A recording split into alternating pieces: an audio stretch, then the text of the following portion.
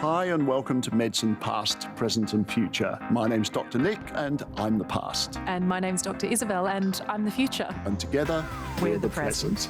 Now, I've got an absolute doozy for you today, Dr. Go on, Isabelle. Dr. Nick. Do you know what we mean by the term pagophagia? Pagophagia.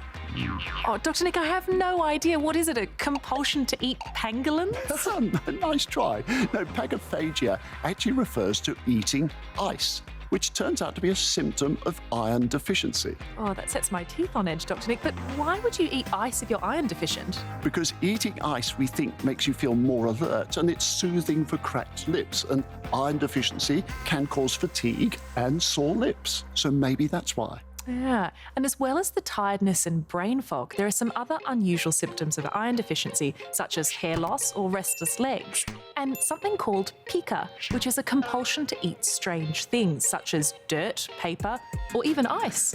And these days we know that iron deficiency is actually much more common than we used to realise.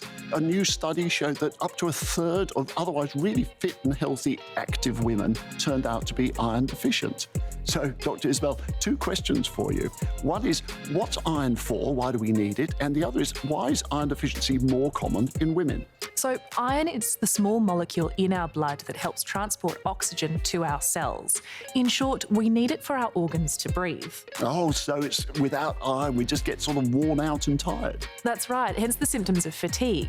Now, for women who have heavy periods or periods that last for a number of days, they can lose a lot of blood and a lot of iron.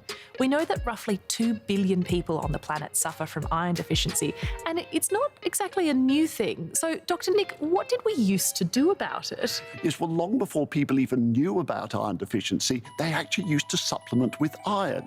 So back in Roman times, gladiators who'd been injured would scrape the rust off their bloodied swords into their dinner. Oh, that's so gross. Yes, oh, would you like some rust with that? But what they were actually doing was topping up their iron without realising. And in the 17th century, women who were pale and anemic were treated with sweet wine that had been boiled with iron filings. Again, iron supplements without actually knowing why. Luckily nowadays we don't have to resort to bloodied sword blades to get our iron content. We can get it from our diet.